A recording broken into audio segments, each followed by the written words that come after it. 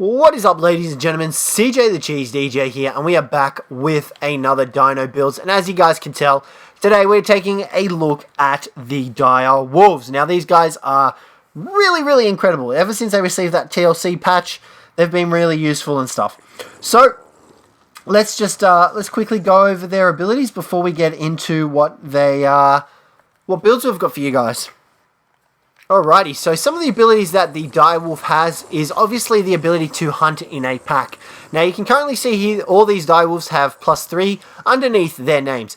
This pack is a size pack of 3, obviously. I'm running the alpha.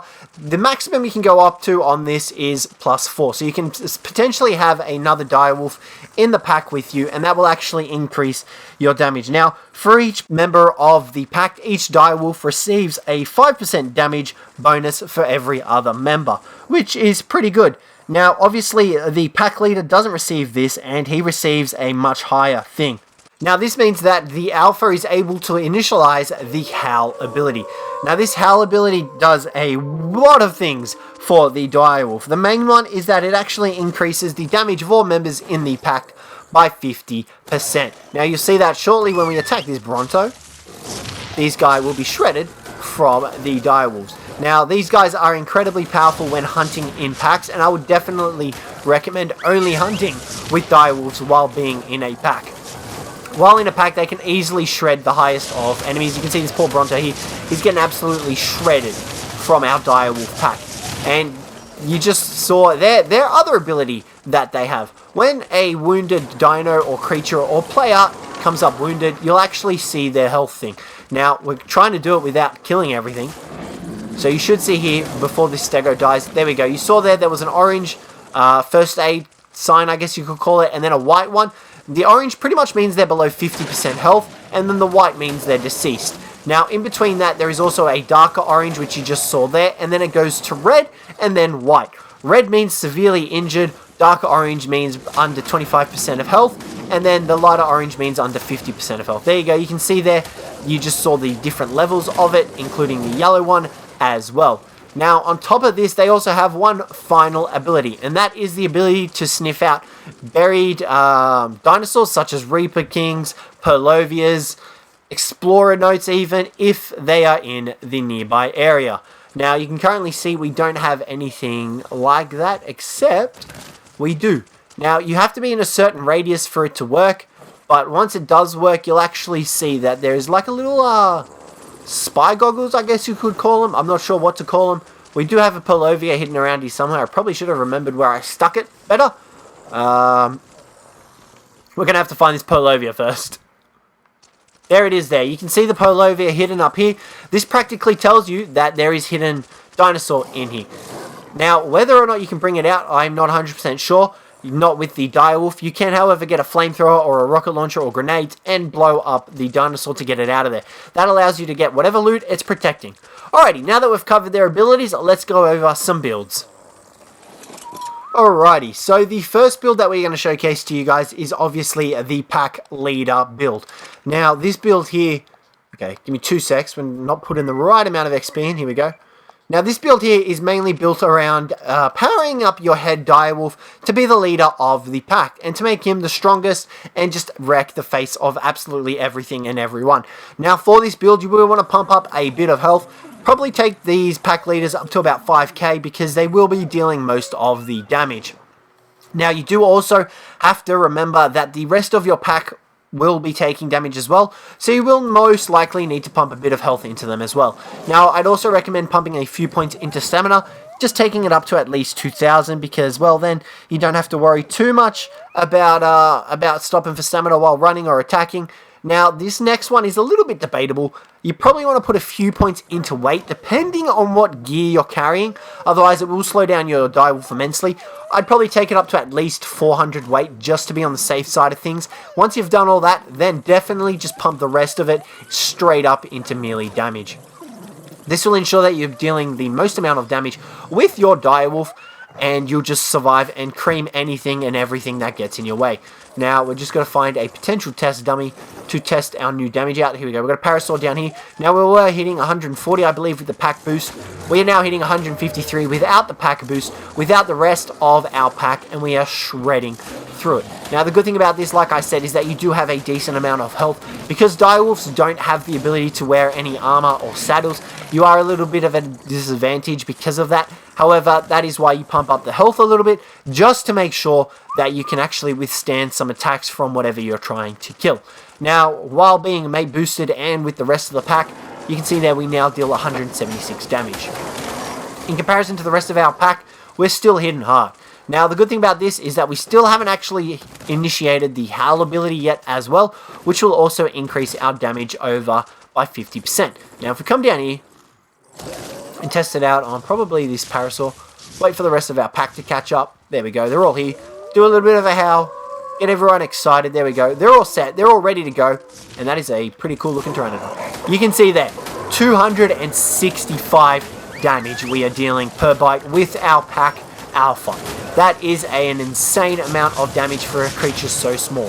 However, like I said, you do have to be careful because they don't gain any armor, so you can't expect some of your direwolves to die if you do not bump them up in health. You can see our direwolf here that we're riding on, the Alpha currently, he's taking a bit of a beating because, well, he doesn't have armor, so he's taking full amounts of damage for everything. But that is why you pump up the damage and health of them, because the health will help you sustain, while the damage will allow you to eliminate your opponent very quickly. You can see here, this Alpha might actually die to this Bronto. We'll find out shortly, I guess. No, we should be a-okay and be able to kill the Bronto. There we go. And you can see there, we've just managed to survive, so definitely recommend pumping some health and melee damage into your direwolf. Alrighty, so that's the Alpha Wolf build. Let's move on to the next build that we're going to show you guys. Now, this next build is the Traveler build. Now, direwolves are actually really good traveling dinos because essentially they have a very slow stamina drain, they can jump, and they're decently fast. So for this build, you don't need to worry too much about it. All you need to worry about is maintaining enough weight that you don't weigh down your wolf too much with your gear. So you want to pump a little bit into weight first. This guy doesn't have max levels. There we go. Alrighty, so once you've got as many levels as you want, pump a few levels into weight. I'd definitely take them up to about 400 at least. If you're going to solely go with a travel mount, maybe take it up to 500 just in case you come across any extra resources along your journey. Pump up stamina a little bit, easily 2k stamina. Easily. Even go up to 3k if you want, or 2.5k, it's not too big. You know, the rest of these points will be going into movement speed, like I said, and then you've got 36 points straight up into movement speed. This will ensure that your direwolf will fly across the terrain that you are covering, and it is a great way to travel across the map.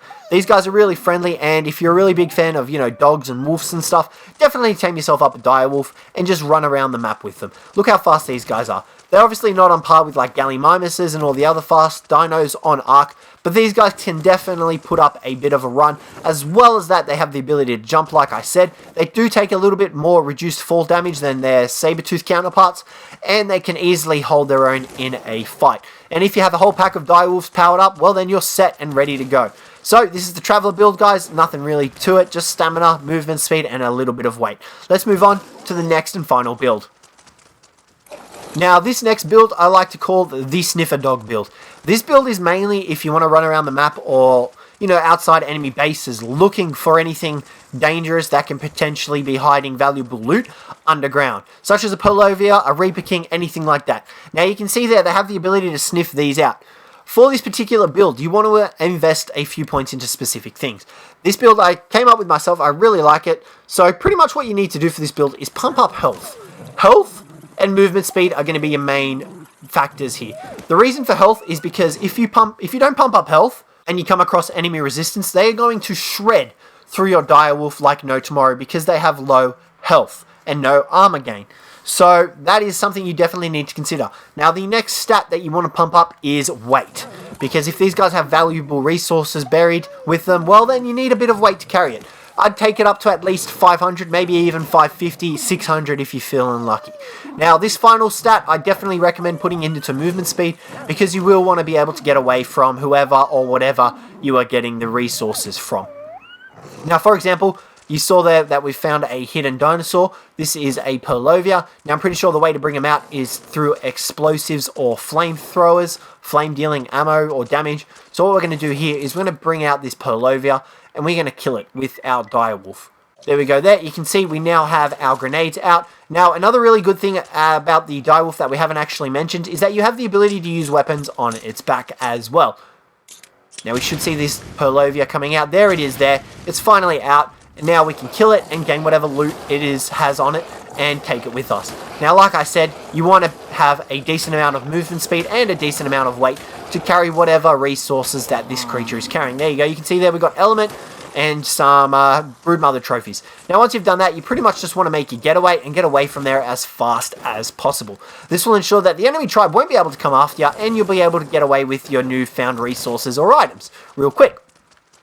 So yeah guys, that's the Sniffer Dog build. Now, other than that, that's pretty much all the builds we could really think of for the direwolves. There are just your general all-purpose all-terrain mount where you can pump health, stamina, melee damage, weight, and movement speed. We just decided to simplify them a little bit more for you guys and give you more specific builds. But yeah guys, that is the direwolf build video. I definitely recommend teaming up some direwolves. The only downside to them is their armor statistic, I guess you could say, because they don't gain any extra armor from saddles or anything like that. So yeah guys, thanks very much for watching. Hopefully you enjoyed the video. If you did, don't forget to leave a like and subscribe down below for more. But other than that, I will catch you in the next one.